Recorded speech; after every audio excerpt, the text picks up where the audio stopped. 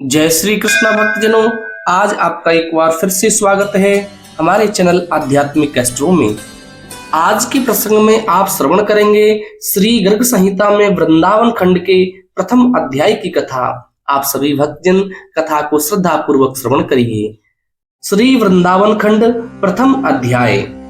श्री यमुना जी के तट पर जहाँ कोकिलाएं तथा क्रीड़ा सुख विचरते हैं, गुंजा पुंज से विलसित देव पुष्प पारिजात आदि के कुंज में शंख सदृश सुंदर ग्रीवा से सुशोभित तथा एक दूसरे के गले में बाह डालकर चलने वाले प्रिया प्रियतमो श्री राधा कृष्ण मेरे लिए मंगलमय हो।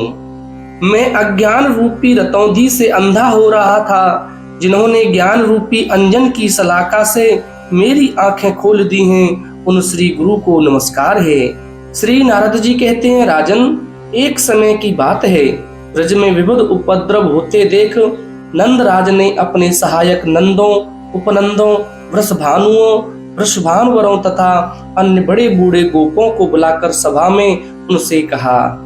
नंद बोले, गोपगण, महावन में तो बहुत से उत्पात हो रहे हैं, बताइए हम लोगों को इस समय क्या करना चाहिए। श्री नारद जी कहते हैं, यह सुनकर उन सब में विशेष मंत्र कुशल वृद्ध गोप सनंद ने बलराम और श्री कृष्ण को गोद में लेकर नंदराज से कहा। सनंद बोले, मेरे विचार से तो हमें अपने समस्त परिकरों के साथ यहाँ से उठ चलना चाहिए और किसी दूसरे ऐसे स्थान में जाकर डेरा डालना चाहिए जहाँ उत्पात की संभावना न हो। तुम्हारा बालक श्री कृष्ण हम सबको प्राणों के समान प्रिय हैं, ब्रजवासियों का जीवन है, ब्रज का धन और गोपोकुल का दीपक है और अपनी बाल लीला से सबके मन को मोह लेने वाला है। हाय, कितने खेद की बात है कि इस बालक पर पूतना, सकट और तरणाव्रत का आक्रमण हुआ, फिर इसके ऊपर वृक्ष गिर पड़े। इन सब संकटों से यह किसी प्रकार बचा है, इससे बढ़कर उत्पात और क्या हो सकता है। इसलिए हम लोग अपने बालकों के साथ वृंदावन में चलें और जब उत्पात शांत हो जाए तब फिर यहाँ आएं। नंद ने पूछा, बुद्धिमानों में श्रेष्ठ सनंद जी, इस ब्रज से वृंदावन कितनी दूर है, वह वन कितने कोसों में फैला हुआ है, उसका लक्षण क्या है और वहाँ कौन सा सुख सुलभ है, यह सब बताइए।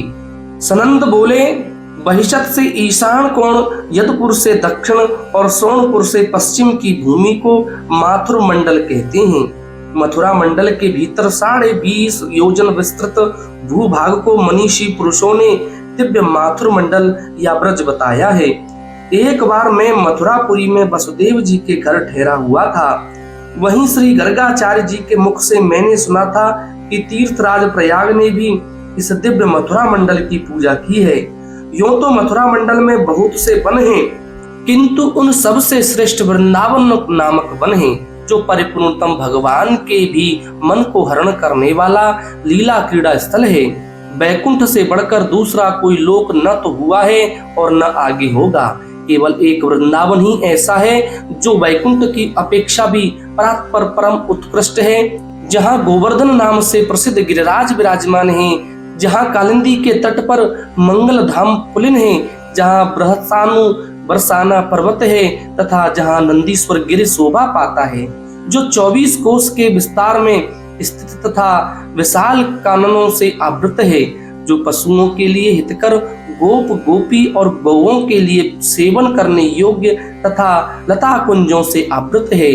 उस मनोहर वन को वृंदावन के नाम से स्मरण किया जाता है। नंद जी ने पूछा, सनंद जी, तीर्थराज प्रयाग ने कब इस ब्रज की पूजा की है? मैं यह जानना चाहता हूँ। इसे सुनने के लिए मेरे मन में बड़ा कौतूहल, बड़ी उत्कंठा है।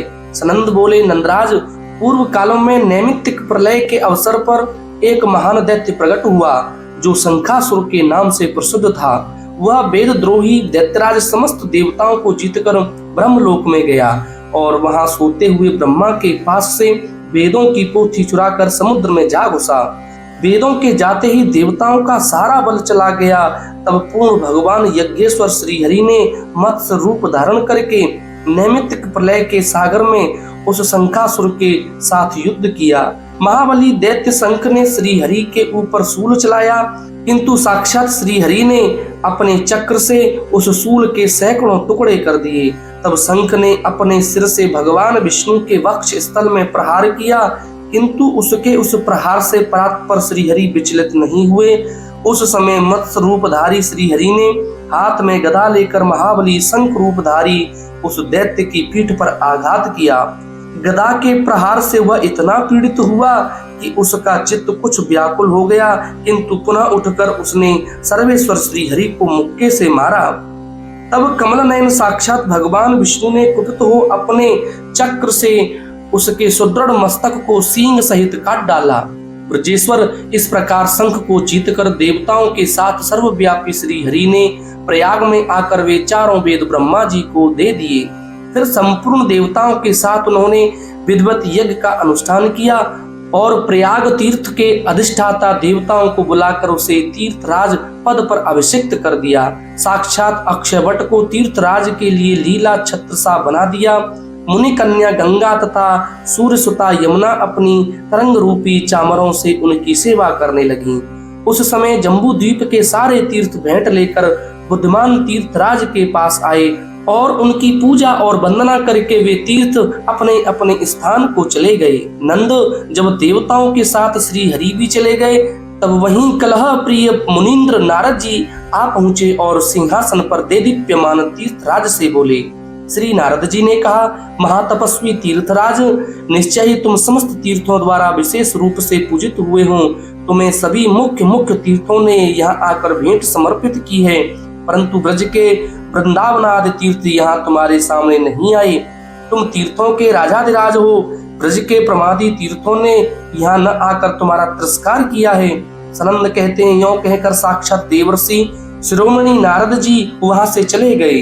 तब तीर्थराज के मन में बड़ा क्रोध हुआ और वे उसी क्षण श्री हरि के लोक में गए। श्री हरि को प्रणाम और उनकी परिक्रमा करके संपूर्ण तीर्थों से घिरे हुए तीर्थराज हाथ जोड़कर भगवान के सामने खड़े हुए और उन श्रीनाथ से बोले। तीर्थराज ने कहा, देव देव, मैं आपकी सेवा में इसलिए आया हूँ कि आपने तो मुझे तीर्थराज बनाया और समस्त तीर्थों ने मुझे भेंट दी, किंतु मथुरा मंडल के तीर्थ मेरे पास नहीं आए। उन प्रमादी ब्रज तीर्थों ने मेरा तिरस्कार किया है। अतः यह बात आपसे कहने के लिए मैं आपके मंदिर में आया हूँ। श्री भगवान बोले, मैंने तुम्हें धरती के सब तीर्थों का राजा तीर्थराज अवश्य बनाया है, किंतु अपने घर का भी राजा तुम्हें ही बना दिया हो ऐसी बात तो नहीं हुई है। फिर तुम तो मेरे ग्रह पर भी अधिकार जमाने की इच्छा लेकर प्रमत्त पुरुष के समान बात कैसे कर रहे हो। तीर्थराज, तुम अपने घर जाओ और मेरा यह शुभ वचन सुन लो। मथुरा मंडल मेरा साक्षात प्रातपर धाम है, त्रिलोकी से भी परे है। उस दिव्य धाम का प्रलय काल में भी संहार नहीं होता। सनंद कहते हैं, यह सुनकर तीर्थराज बड़े विस्मित हुए, उनका सारा अभिमान गल गया। फिर वहां से आकर उन्होंने मथुरा के ब्रज मंडल का पूजन और उसकी परिक्रमा करके अपने स्थान को पदार्पण किया। पृथ्वी का मान भंग करने के लिए यह ब्रजमंडल पहले दिखाया गया था। मैंने ये सारी बातें तुम्हारे सामने कही, अब और क्या सुनना चाहते हो। नंद जी ने पूछा, गोपेश्वर, किसने पहले पृथ्वी का मान भंग करने के लिए यह ब्रजमंडल को दिखलाया था, यह मुझे बताइए। सनंद ने कहा, इसी बारह कल्प में पहले श्री हरि ने बराह रूप धारण करके अपनी दाढ़ पर उठाकर रसातल से पृथ्वी का उद्धार किया था। उस समय उन प्रभु की बड़ी शोभा हुई थी। जल में जाते हुए उन बराह रूपधारी भगवान रमानाथ जनार्दन से उनकी दृष्टाओं के अग्रभाग पर शोभित हुई पृथ्वी बोली। पृथ्वी ने पूछा, प्रभु, सारा विश्व पानी से भरा दिखाई देता है, अतः बताइए आप किस स्थल पर मेरी स्थापना करेंगे। भगवान बराह बोले, जब पृथ्वी दिखाई देने लगे और जल में उद्वेग का भाव प्रकट हो, तब उसी स्थान पर तुम्हारी स्थापना होगी। तुम वृक्षों को देखती चलो। पृथ्वी ने कहा, भगवान, स्थावर वस्तुओं की रचना तो मेरे ही ऊपर हुई है, क्या कोई दूसरी भी धरणी है? धारणामयी धरणी तो केवल मैं ही हूँ।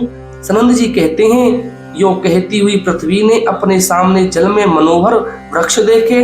उन्हें देखकर पृथ्वी का अभिमान दूर हो गया और वह भगवान से बोली, देव, किस स्थल पर ये पल्लव सहित वृक्ष विद्यमान हैं? यह दृश्य मेरे मन में बड़ा आश्चर्य पैदा कर रहा है।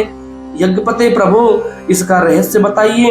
भगवान बराह बोले, नितंबिनी, यह सामने दिव्य माथुर मंडल दिखाई देता है जो गोलोक की धरती से जुड़ा हुआ है। प्रलय काल में भी इसका संहार नहीं होता। शरंद बोले, यह सुनकर पृथ्वी को बड़ा विस्मय हुआ, वह अभिमान शून्य हो गई। अतः महाबाहु नंद, यह ब्रजमंडल समस्त लोकों से अधिक महत्वशाली है। ब्रज का यह महात्म्य सुन मनुष्य जीवन मुक्त हो जाता है। तुम माथुर ब्रजमंडल को तीर्थराज प्रयाग से भी उत्कृष्ट समझो। इस प्रकार श्री गर्ग संहिता में श्री वृंदावन खंड के अंतर्गत नंद सनंद संवाद में वृंदावन में आगमन के उद्योग का वर्णन नामक पहला अध्याय पूरा हुआ। बोलिए भक्त वत्सल भगवान की जय। ऐसी ही सुंदर कथाएं श्रवण करने के लिए कृपया आप हमारे चैनल को अवश्य सब्सक्राइब करें।